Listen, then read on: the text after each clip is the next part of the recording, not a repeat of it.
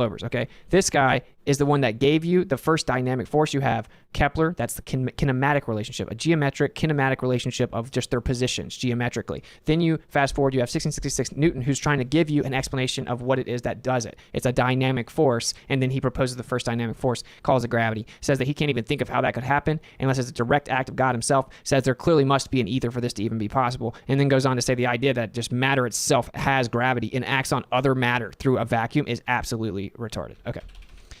So he's saying the idea that gravity is intrinsic, inherent, innate inside of matter, right? As in, like, gravity is no longer considered an intrinsic property of matter in the current paradigm, hasn't been for a long time. So when people say mass attracts mass, no, it doesn't. Not even in your own paradigm. Mass isn't attracting anything. Mass doesn't attract mass. That's what they tell, like, 5-year-olds so they can repeat it. Mass doesn't attract mass. If you say mass attracts mass, it's been proven, Cavendish, you're so far down the ladder. You need to take notes during the Schooling the Glovers. It's very bad. That's objectively not even your position anymore.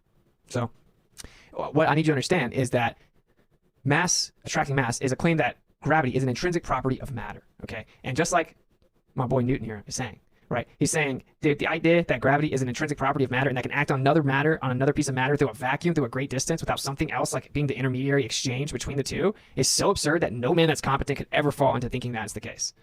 So they like to leave that quote out, right? They love to leave these quotes out for the earth to be at rest. They love to leave the ether quotes out. They love to leave this quote just bearing the misnomer, layman term, regurgitated script that is modern mass attracting mass misnomer. They love to leave this part out. I wonder why.